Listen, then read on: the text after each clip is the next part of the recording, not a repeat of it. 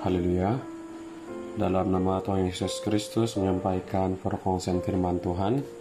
Terlebih dahulu saya ucapkan selamat pagi, salam damai sejahtera kepada saudara-saudari ya, dan juga rekan-rekan sekerja yang dikasihi di dalam Tuhan. Bersyukur kepada Tuhan karena kita sekali lagi diberikan kesempatan untuk belajar firman-Nya. Di dalam kesempatan ini kita akan belajar satu firman Tuhan, di mana firman itu bertajuk dua hal yang merugikan, takut dan bimbang. Dua hal yang merugikan, takut dan bimbang. Manusia tidak dapat lari dari perasaan takut dan juga bimbang, sebab itu merupakan sifat semula jadi seorang manusia. Bagi kita pula sebagai seorang anak-anak Tuhan, Tuhan mengetahui akan kelemahan ini, ataupun Dia mengetahui kelemahan kita sebagai seorang manusia, yaitu perasaan takut dan juga bimbang. Sebab itu Tuhan menggunakan firman-Nya untuk memberikan kita dorongan, kekuatan, dan juga menghilangkan perasaan takut dan juga bimbang. Sebagai contohnya di dalam Yesaya pasal 41 kita baca di dalam ayat 10. Yesaya pasal 41 kita baca di dalam ayat 10. Ayat 10, janganlah takut sebab aku menyertai engkau. Janganlah bimbang sebab aku ini Allahmu. Aku akan meneguhkan, bahkan akan menolong engkau. Aku akan memegang engkau dengan tangan kananku yang membawa kemenangan. Di dalam ayat yang kita bacakan sebentar tadi, cukup jelas memberitahukan kepada kita, di mana Tuhan menginginkan kita agar tidak takut dan juga tidak bimbang. Sebabnya kenapa? Sebab Tuhan menghendaki kita tidak takut, tidak bimbang sebab Dia selalu menyertai kita. Bukan saja menyertai, tetapi juga meneguhkan, bahkan akan menolong kita. Sebab itu Tuhan tidak mau kita takut dan juga bimbang. Dan harus kita tahu dan harus kita paham juga, perasaan takut dan juga bimbang ini adalah dua perasaan yang tidak mendatangkan keuntungan, sebaliknya mendatangkan kerugian. Sebagai contohnya, perasaan takut. Takut itu semestinya akan merugikan kita. Sebab kenapa? Mari kita lihat di dalam Ayub pasal 3. Ayub pasal 3, mari kita baca di dalam ayat 25 sehingga ayat 26. Ayub pasal 3 ayat 25 sehingga ayat 26, ayat 25. Karena yang kutakutkan itulah yang menimpa aku, dan yang kucemaskan itulah yang mendatangi aku. Ayat 26. Aku tidak mendapat ketenangan dan ketenteraman, aku tidak mendapat istirahat, tetapi kegelisahanlah yang timbul.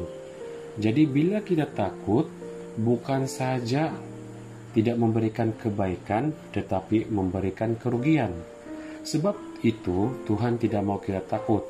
Sebab kalau kita lihat di dalam ayat Ayub pasal 3 ayat 25 sehingga ayat 26, jika kita takut, perkara itu akan mencemaskan kita dan akhirnya mendatangkan ketidaktenangan dan juga kita tidak akan tenteram. Begitu juga dengan kebimbangan. Bila kita selalu ataupun terasa bimbang, kita tidak akan memperolehi apa-apa daripada kebimbangan itu. Malah kebimbangan itu akan merugikan diri kita. Seperti yang tertulis di dalam Yakobus pasal 1 ayat 6 sehingga ayat 7. Yakobus pasal 1 ayat 6 sehingga ayat 7. Ayat 6, hendaklah ia memintanya dalam iman, dan sama sekali jangan bimbang, sebab orang yang bimbang sama dengan gelombang laut, yang diombang-ambingkan kian kemari oleh angin. Ayat 7. Orang yang demikian janganlah mengira bahwa ia akan menerima sesuatu dari Tuhan. Jadi kita lihat di dalam dua ayat yang kita baca sebentar tadi, Yakobus pasal 1 ayat 6 sehingga ayat 7. Bila kita bimbang, dalam ayat 7 jelaskan kepada kita tidak akan menerima sesuatu dari Tuhan. Artinya, khasnya dalam kita berdoa, kita menyampaikan doa kita kepada Tuhan, tapi kita bimbang, adakah Tuhan mendengarkan doa kita? Adakah Tuhan akan mengabulkan doa kita?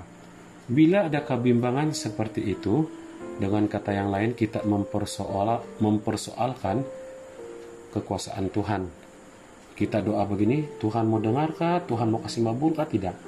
Dan bila kita ada kebimbangan seperti itu, jangan harap kita akan mendapat sesuatu dari Tuhan, seperti yang tertulis dalam ayat 7 lah. Jadi perasaan takut dan perasaan bimbang ini sebenarnya memang sifat semula jadi seorang manusia, tetapi jika perasaan takut dan kebimbangan ini yang menguasai diri kita, kita tidak akan mendapat apa-apa keberuntungan dan juga lebih banyak akan mendapat kerugian.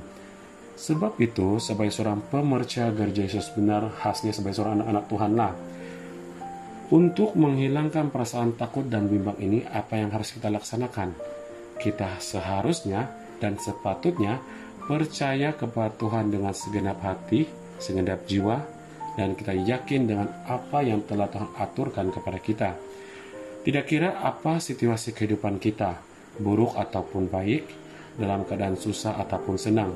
Jangan kita pernah lupa, Tuhan berjanji akan meneguhkan dan menolong kita. Di dalam kesusahan kita, di dalam ketakutan kita, di dalam kebimbangan kita, Tuhan berjanji akan meneguhkan kita. Apatah lagi jika kita hidup dalam keadaan bahagia, kegembiraan, dan bersukacita. Mari kita lihat di dalam Mazmur pasal 37 ayat 23 sehingga ayat 24. Mazmur pasal 37 ayat 23 sehingga ayat 24. Ayat 23, Tuhan menetapkan langkah-langkah orang yang hidupnya berkenan kepadanya. Ayat 24, apabila ia jatuh, tidaklah sampai tergeletak, sebab Tuhan menopang tangannya. Jadi kalau kita lihat di dalam dua ayat ini, Tuhan yang menetapkan langkah hidup kita. Jadi, buat apa kita takut? Buat apa kita bimbang? Tuhan menetapkan jalan kita, semestinya Dia akan berikan yang terbaik kepada kita. Cuma memang ada manis dan pahitnya kehidupan kita. Yang manis itu adalah satu berkat bagi kita. Yang pahit pula bukan berarti Tuhan menghukum kita, tetapi ingin mengajar kita agar lebih bersandar kepadanya, dan juga pada akhirnya kita akan lebih beriman, lebih teguh berdiri di dalam iman kepercayaan kita. Jadi sebagai kesimpulannya, tidak kira apa kesusahan, kepayahan yang kita lalui, kita harus tahu Tuhan akan sentiasa memberikan pertolongan kepada kita tepat pada waktunya. Sesulit apapun kehidupan kita, kita tetap harus yakin dan percaya akan janji Tuhan, di mana Dia akan menopang kita, menjaga kita, meneguh kita, dan menolong kita. Saya rasa perkongsian sampai di sini saja. Semoga Tuhan memberkati kita semua. Haleluya.